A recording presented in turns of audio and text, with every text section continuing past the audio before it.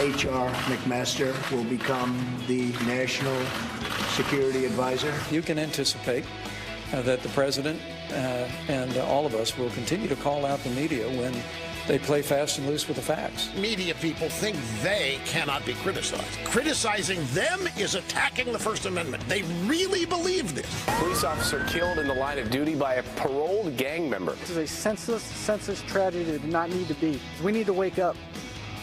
Enough is enough. A plane carrying 4 American tourists smashing into a shopping mall. All 4 Americans and the pilot were killed. A new executive order on immigration could come down at any moment. There's been a security breach at New York's JFK Airport. 11 people passed through an unattended security checkpoint. People who don't show up to work, who do cocaine, and are watching porn at work are going to be fired, because I'm not going to tolerate it. They mad they ain't famous. They mad they still nameless, but we still hood famous. Yeah, we still hood famous. I was just getting into this rap thing. I'm not too good at it, but I was getting into it. Hey, y'all, I ain't crazy.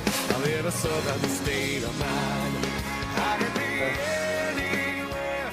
What's unusual about that? Alice Trebek is rapping. What else is new? I mean, he always does that if you watch every night. He is one of Canada's most famous 75-year-old rappers. Until Kevin O'Leary gets into it, who's Mr. Wonderful on Shark Tank, and might be the next czar of Canada. Could be. By the way, you see behind us right there is some siren activity. There is actually kind of a big fire in a garage a couple of doors down. Everybody is okay, we believe, but nonetheless, you're going to see those behind us probably for the next hour. We had makeup artists and hair folks here scrambling to go get their cars out of that garage. I think they said it was the building next to the garage, but they were worried the flames were going to jump. But look at all those fire trucks. No, wow. I know it. Well, New York City, we're prepared.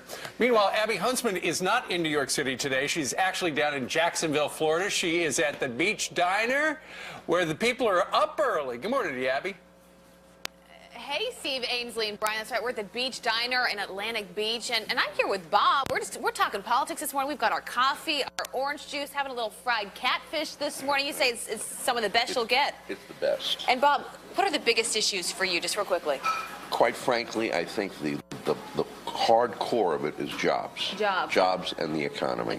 We've also been talking about immigration. That's probably one of the biggest issues down in this area. Martha McCallum is here tonight doing a town hall. So we're going to be here all morning long, guys, getting the pulse of the people, hearing how they feel things are going.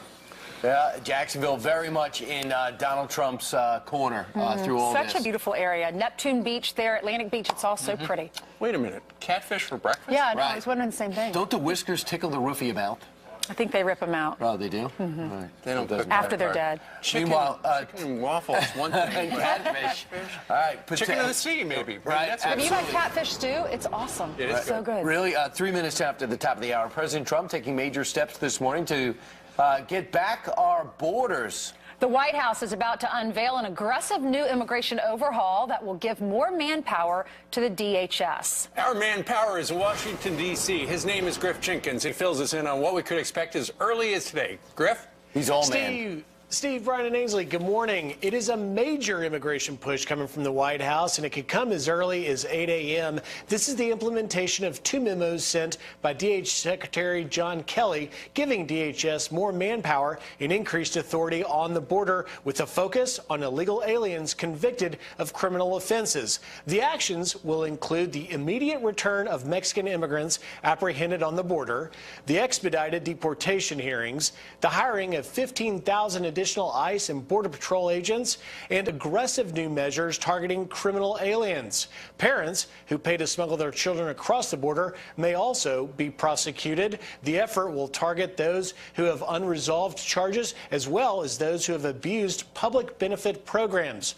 Now, this immigration launch, the White House is calling it a big immigration launch, is not the revised executive order or travel ban that we've talked so much about, although we expect that may come any day. It will target those same 7 countries, and it will have exemptions for visas, green card holders, and dual citizens, and will not have an automatic ban on Syrian refugees. So, guys, the message is quite clear with this action. The president is cracking down on illegal immigration, and if you are an illegal alien with a convicted criminal offense past, you may be going home. All this coming on the heels of protests around the country that we've seen from immigrants. I'll be out later today, actually, monitoring for protests. All right, bring a hard hat, Griff, okay? You always tend to end up in the fracas. He does indeed. Griff, so there's no brand new legislation here. It's all about the president's authority and priorities. Now, one of the things not included, remember that AP story from Friday that said they were going to use 100,000 National Guardsmen to round up people in 11 different states? That not in this. That was labeled by some in the administration as fake news. And speaking it did not generate from them. Also, something else I think is pretty important. They're not going to say tomorrow at midnight everybody has to go by this order 110%. There's going to be a little bit of a ramp-up time, and General Kelly's going to have a chance to brief everyone at the borders, in different countries, at embassies, to get them up to speed. I think it would also be a good move to get everyone who thinks this is anti-Muslim, put North Korea in there. You know, but just listen, do we want anyone to travel from North Korea without being thoroughly screened? No. Put that in there. So let everyone realize it's nothing Well, the only anti-Muslim. reason he decided on these 7 countries is because that's what President Obama's administration had suggested. It'll be interesting to find out how the mainstream media handles this. I feel like it might be more of a compromise, because now if you have a dual citizenship, if you have a green card, if you have what was the other one? A visa to come in the country from one of those seven countries you're allowed in. And I just want the fixers that are helping us in war, and Mattis brought that up in Iraq 2 days ago. Those people that have helped us in war, the translators that have already been screened to come back here, they got to be able to come back here. I had mentioned, excuse me, I had mentioned the AP thing, which people in the administration referred to as fake news. Everybody's talking about the president tweeting out about fake news and about how the media, the enemy of the American people. I think maybe enemy of people on the political right might be more accurate, or the opposition party. Yesterday, given that, the mainstream media pretty much said that Donald Trump had declared war on the mainstream media. And in fact, you look at some of the things they've done recently, you just have to wonder, are they being fair, or are they leaning way to the left? Look at this tweet. This was from NBC yesterday morning. It says, President Trump reaches 32 days, won't be the shortest U.S. president, referring to William Henry Harrison, who was a president in 1841, who only served 32 days. He died of a pneumonia. He was a great war hero. But on top of that, a lot of people are saying, listen, you need a balanced press. You need the press out there telling the story. It's an important part of democracy.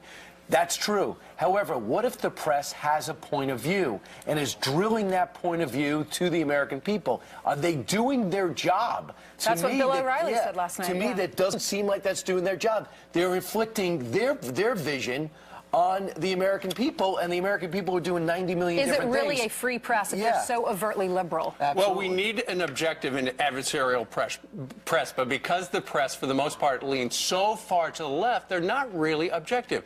If you watched Katie Tur yesterday over on NBC Cable, you saw her ask a crazy question that apparently over there, it's okay. Watch this. As we know, there's, since 2000, been a couple dozen suspicious deaths of journalists in Russia who came out against the government there. Donald Trump has made no secret about going after journalists and his distaste for any news that doesn't agree with him here. Do you find that this is a dangerous path he is heading down?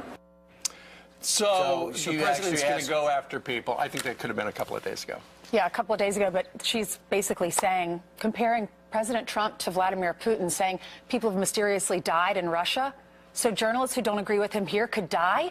Is that what she's insinuating? She's been intimidated before, she said, because Donald Trump in the past at different events has pointed back to the press and say, look at all these people, they lie, and everyone would start yelling at her, and she has gotten intimidated before. But clearly, I don't actually think that she was trying to relay that Donald Trump was going to have journalists killed, like it's been alleged that Vladimir Putin has. Well, I tell you what, Brian, yesterday, the Washington Post's Margaret Sullivan said she fears journalists will be hunted down. So in that same vein... But Donald Trump won't be behind it. She's not saying Donald Trump will be behind it. Well, and I think she kind of insinuated that. And Jake Tapper, I know President Trump has criticized him in the past, but Jake Tapper came out and said to stop whining. He had that message for the president. I just think it's just interesting that journalists, you're supposed to be fair and balanced. You're supposed to tell both sides of the story. You're not supposed to have a message necessarily for the president. You look at the Center for Public Integrity, looked at the $400,000 given to the political campaigns before the November election,